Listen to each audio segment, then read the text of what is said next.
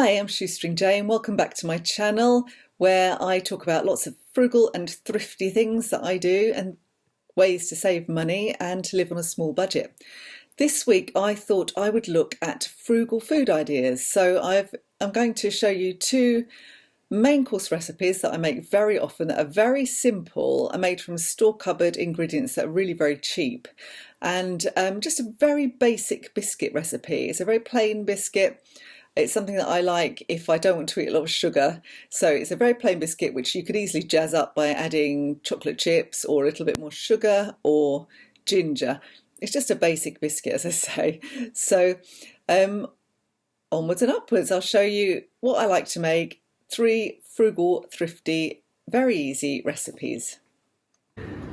The first recipe I'm going to make is chickpea curry. It's nice, easy, healthy. It happens to be vegan, if you've got any vegans in the family. And these are the ingredients. So I need some oil. You would normally use onions, 2 onions. I don't eat onions, so I chop up celery to get that crunch. And I use something called hing powder, which is this, which gives you a very oniony flavour. So you can use that, or you can just use 2 onions, a couple of cloves of garlic. The spices that we'll be using are cardamom pods, cumin, chilli, coriander and ground ginger. You can use fresh ginger. I haven't got any at the moment, so I use ground ginger. Tomato puree, and we want just some seasoning, obviously some salt and pepper. Salt and pepper is useful.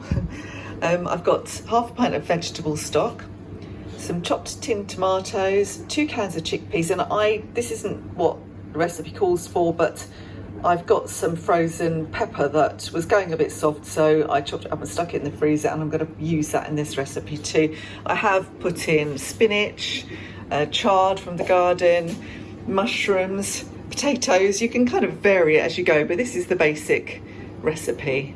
So let's get that on. So I've been frying up the onions and garlic. I'll just take it off for a minute just so that it doesn't sizzle too loudly. And to that, I'm about to add the spices. I'm going to add my hing powder at this point as well. So I normally add like just over a scant heaped teaspoon per onion. So I'm going to put a couple of those in there. And cumin, I love cumin. It's one of my favourite spices. I'm supposed to add 2 teaspoons. Or thereabouts. You have to be careful not to add too much or it gets a bit soapy. I've got my cardamom pods, 6 of those. Chilli, well, the recipe calls for about a teaspoon. I don't like things too hot. I'm going to put, that's probably just about a scant level, isn't it? That's enough for me. This is like medium chilli powder. 2 teaspoons of ginger, or 1.5 actually, I think would be enough. And some coriander. Now I haven't got much coriander, but I've just about got enough for this recipe. So I'm going to add that to my shopping list in a minute. 1 teaspoon of that. And then just fry that all up together. Where we've got all those spices coming through. Actually, that does smell really nice now. Just cook that through for a couple of minutes. I should have ideally 2 tablespoons of tomato puree. I've only got about 1 and I've run out. I haven't got any in my stores, so I'm going to go and buy loads and have 1 in the fridge and a couple for my stores, because tomato puree is really useful, isn't it? So I don't normally let myself run out of that.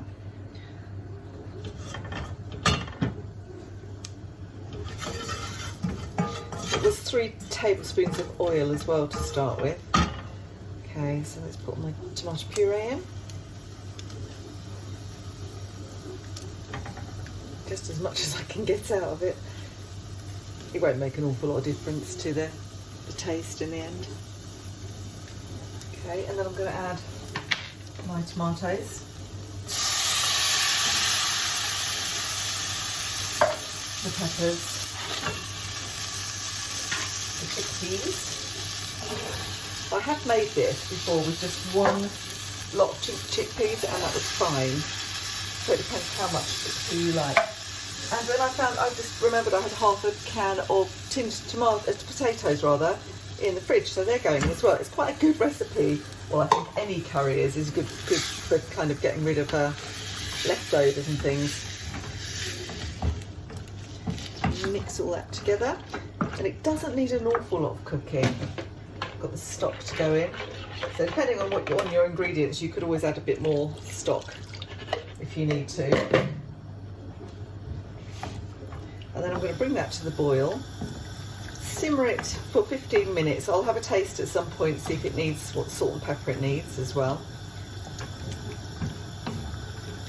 And then that's more or less it. That's nice with just some rice or on a jacket potato. It's very easy to make. My mum likes it with like a blob of yoghurt or sour cream at the end, but I tend to have it just as it is. And I would give credit for this recipe, but I have no idea where it came from. It was one of the things my mum just jotted down. She does that on her travels, and we've been cooking it ever since. So whilst my chickpea curry is simmering away, I'm going to have a look at my next dish, which is sardine spaghetti. It's a very, very simple dish. I use a kind of recipe from the BBC Good Food website, which I change slightly depending on what I have.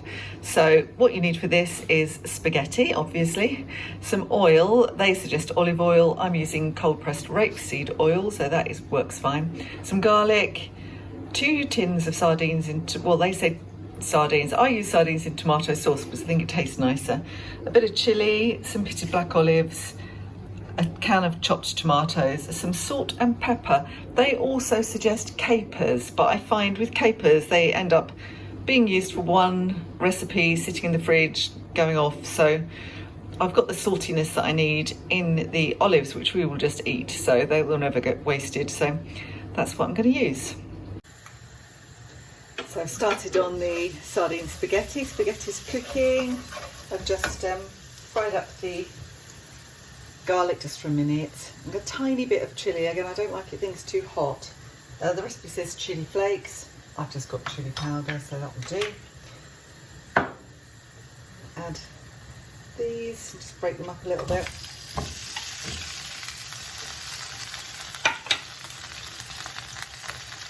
There's more mixing in than cooking. It doesn't really need any more cooking at this point. Break those up.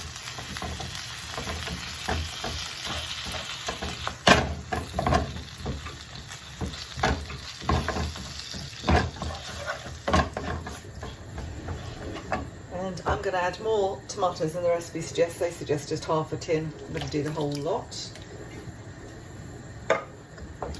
You see how easy this is? It's so easy. You can add a little bit of pepper if you want to. I don't tend to add any salt because it doesn't really need it. There's more pepper. With the sardines, quite salty, but I'll taste it at the end and see. And literally just going to warm that through.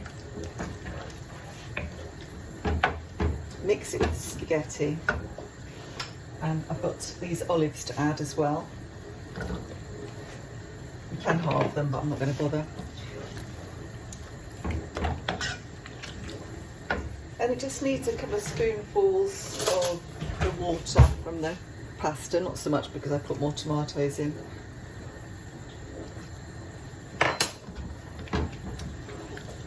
So that doesn't look delicious, but honestly, it's so worth a try.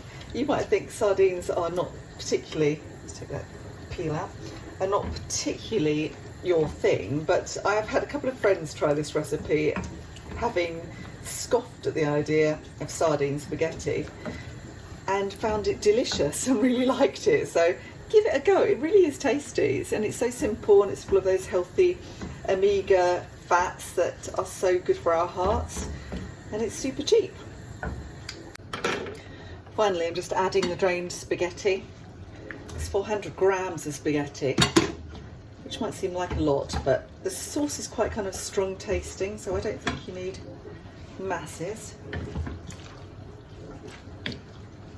You could put a bit of parmesan on top of this, but honestly, it just doesn't really need anything else. Really good mixing.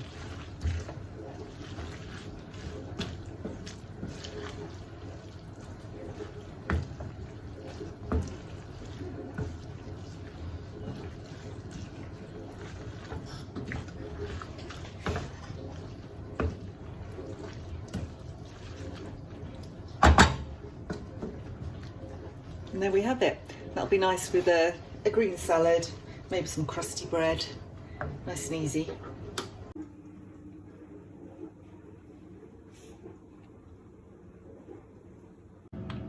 So the last thing I'm making is some oaty country biscuits, which is a recipe from my trusty Cranks recipe book. I mean, this is ancient. You can see how well leafed it is, but it's just brilliant. I love all the recipes in it. And they tend to be on the cheap side. So I've got 100 grams of flour. It should be wholemeal, but I don't have any wholemeal flour, so I'm just using the normal stuff. And I have got 40 grams of coarse oatmeal, 1 teaspoon of baking powder, half a teaspoon of salt, and then I've got 2 ounces of brown sugar. And the other things I'm going to put in is some milk and some margarine. You can use butter, but I've got some margarine that needs using up, so just mix that together a little bit so it resembles a fine crumbs. You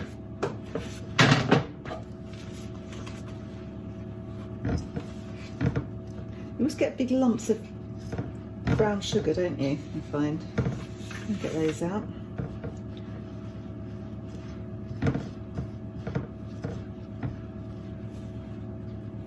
And then I'm going to add this and kind of mix it in like you would a crumble.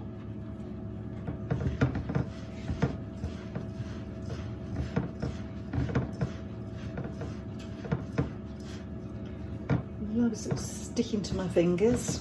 Fabulous.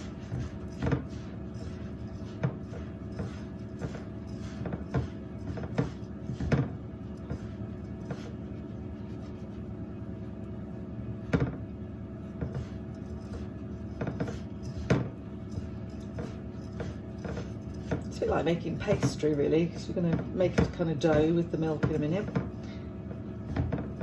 Just get the margarine in.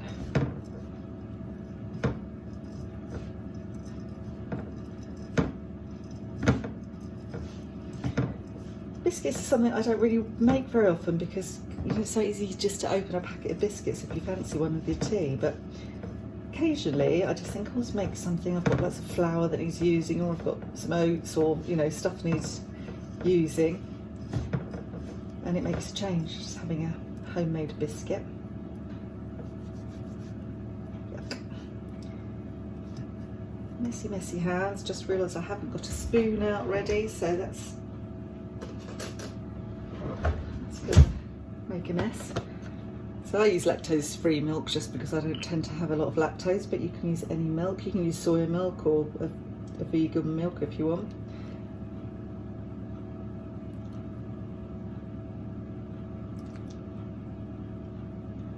These are dessert spoons, they should be tablespoons, so I'm going to do another little half there.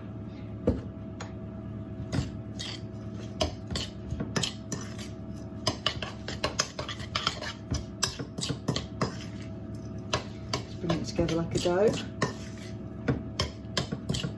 So if it seems too wet or too dry at this point, you can either add a little bit more flour or a little bit more milk. I'd say mine seems a little on the wet side, so I'm going to add a little bit more flour.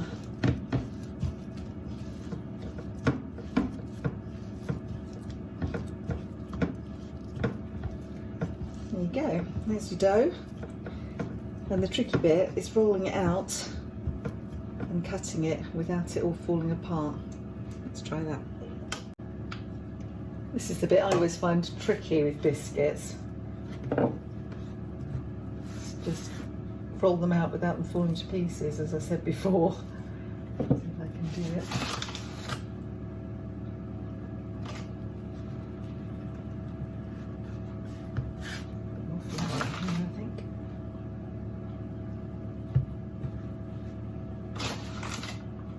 I think my dough is slightly wet still. Never mind, I can't do much about it now.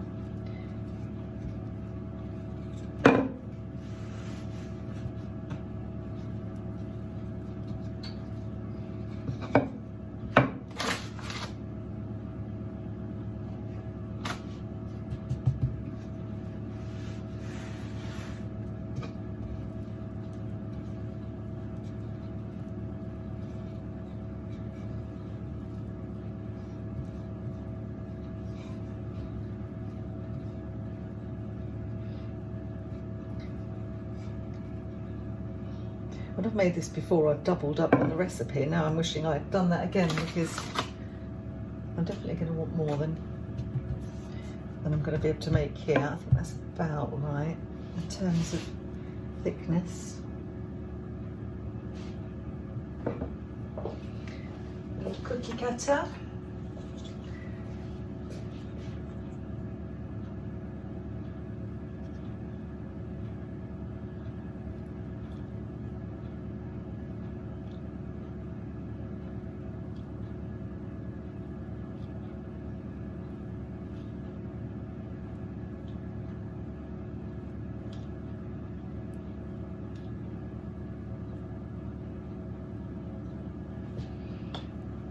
So I'm going to make out that first one. That's not a very good first one. A bit wobbly.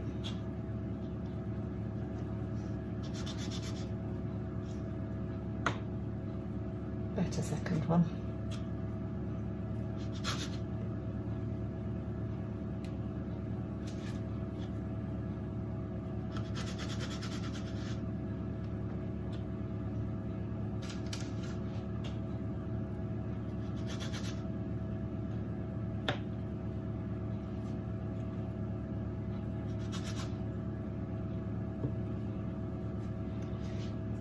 So I'm going to finish doing these and then I'll roll it out again and see if I can make a few more, see how many I get to. There you go, so that's made 12 cookies plus another 2, so I'll put those on another little baking tray. And they're going to go in the oven for about 20 minutes. Okay, let's see if these are ready. Oh, yeah, looking good.